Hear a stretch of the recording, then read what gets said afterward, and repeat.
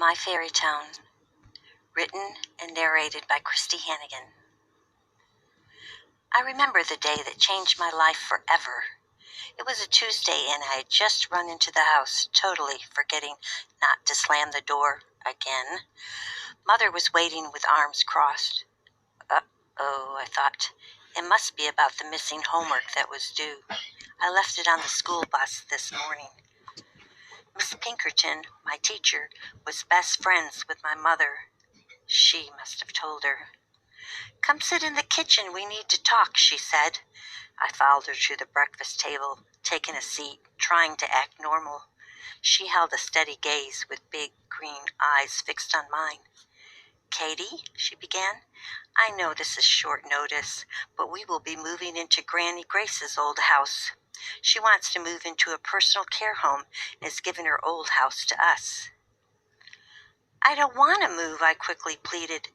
"She lives far away, and I would miss my friends. And what about my soccer team?" Large tears began to roll down my cheeks. Then I broke into sobs. This worked once before. "I'm sorry, dear. It really is a great house, and you will grow to love it. Your great-great-grandfather was a master stonemason. He built it with his own hands. You soon will make new friends." There was no talking Mom out of us moving into Granny's old house. I was popular at my school. My parents had no idea how shy I was around new people and how I would hate to be the new kid in school. I really stood out with my firecracker red hair and freckles, too many to count. In no time, my parents had packed some belongings and we drove 50 miles to the town of Stonebrook. Passing through downtown, my father kept pointing and saying, "Your great-great-grandpa built this, and he designed that." I was beginning to think he built the entire town. As we arrived at Granny's house, I saw her on the front porch in a rocking chair. The yard and driveway was knee-high in weeds. Ivy covered the windows, and the front door was faded with chipped paint. It looked plain creepy. "It is absolutely beautiful, isn't it, Katie?" Mom gushed. Sure, Mom," I said to make her happy. After we kissed Granny hello, we took a tour of our new home. The walls were dingy, and cobwebs and dust filled every room. I tried to be brave when I saw a spider walk across a dresser. My mom was a very good cook. She packed us a picnic, and we all ate on the front porch. We had apple cobbler for dessert. Granny talked how she could no longer keep up with the house repairs and wanted to live in the personal care home where her best friend Dorothy lived. Mom and Dad said they would help her with the move and check on her daily. They went inside and started getting Granny's belongings together and began some cleaning. They left Granny and I alone to talk. Granny patted my hand. "I have a family secret to tell you," she said in a whisper, though no one else was around to hear. "If you told anyone, they would not believe you." No small talk from this Grandma, I thought. She got my attention right off. "What's the secret?" I was eager to hear what she had to say. "We are of Irish descent, you know. Our family goes way back, both sides, to the old country. We are a people apt to see the wee people, you know, fairies, gnomes, trolls, and such." "Really?" I said, fearing Granny was suffering from a bout of confusion. Granny continued, "My Irish grandmother often said, if you build a fairy garden, they will come." She suddenly stood up with the aid of her walker. "Come, follow me." She scurried down the steps and started walking on an old pathway, which was hard to find due to all the tall grass and fallen limbs. She was fast with her walker. I tried to keep up. She got to the edge of the back property. She stopped and pointed. "Look, over there." I dropped my mouth wide open, and all I could say was, "Wow!" Then I said it again. There was an entire town before my eyes, only it was very small. I counted 25 stone and brick homes with tile roofs.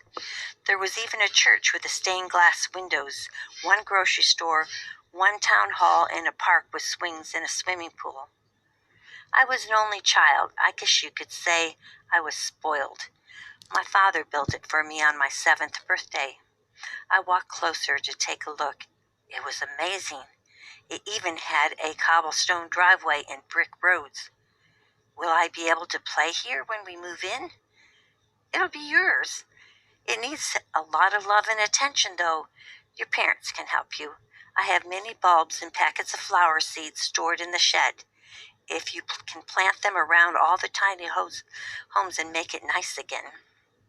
Thank you, Granny, I said, giving her a big hug. There is more to my story, though. Granny sighed and sat down on a concrete bench. I had a hunch it was going to be a long story, so I sat down too. I was about your age the year my mother and I planted our gardens. She had a large vegetable and flower garden at this house, and I put in a delicate little flowers for my little backyard village. My father helped me make lawn furniture and tiny bird baths. That is when the fairies started to arrive. First one, then two, until there were 100 fairies that moved into my little town. They would come out at night and fly up to visit me before bedtime. They also visited other children who were lonely or sick. Were you sick, Granny? I asked. Yes, I was. I caught whooping cough that spring. My parents were very worried. I believe the reason I am here today is because of the fairies. They were a great comfort to me. They would tell me stories to help me fall asleep, then sprinkle fairy dust on me to get me well again. I was especially liked Pearl, who was very smart, and Lilia, who liked to dress up in fancy clothes. She was forever changing outfits. They kept this old lady company for many, many years. What happened to the fairies, and why is their town such a mess? The odd fact about fairies is they truly loved their gardens. Everyone in Fairytown got along perfectly until last summer, when Gordon, the garden gnome, decided to hold a contest for the best garden. The fairies became so busy landscaping and competing with their neighbors that they forgot to visit the children at night. They kept eyeing their neighbor's yard, each trying to outdo the other in order to receive the award. Despite disputes broke out over property boundaries. That was when I decided to hold a town meeting so they could sort out their differences and get back to the business as usual. Except it never happened. By that time, I was beginning to feel this story might have a bad ending. I continued to listen to Granny, though. There was a fierce storm that night. Wind gales began to howl like wolves, and rain fell in buckets with a racket of hailstones. Lightning flashed at the sky, and thunder shook the earth. Large limbs fell from trees, crashing down near my window. Even I, a grown-up, ran to my room and hid under my covers. My teeth chattered in fear.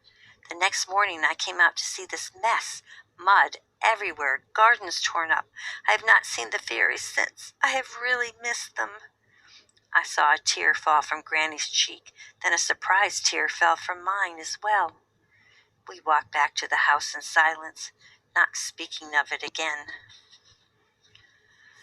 Well, my mother, as usual, had it right. I did learn to love our new house. My parents cleaned and painted all the rooms. I chose ballerina pink for my room, which was upstairs and overlooked the flower gardens. She arranged play dates, so I would have friends before I started school. Fairytown became magnificent once again. My dad hosed the houses clean and planted new grass. My mother helped me put in pansies, daisies, periwinkle, and blankets of clover, many having 4 leaves. The trees were trimmed and the lawn was cut. As I went to bed, I opened my window to let all the new smells waft in. Mother came to my room. You have turned into quite a good gardener. You think you could teach your little sister how to garden? But I don't have a sister, I said. Mom gave a broad grin and a wink. In 3 months you will. We're expecting her. As I turned my lights out that night, I lay my head on my pillow. I said aloud, I love this home. I love Granny and my parents. I love my new friends, and now I will have a new sister to love. I had the biggest smile on my face as moonbeams streamed into my room. I thought life could not be better. Just then, I glanced across the room and saw Pearl and Lilia sitting on my dresser, smiling back at me. The end.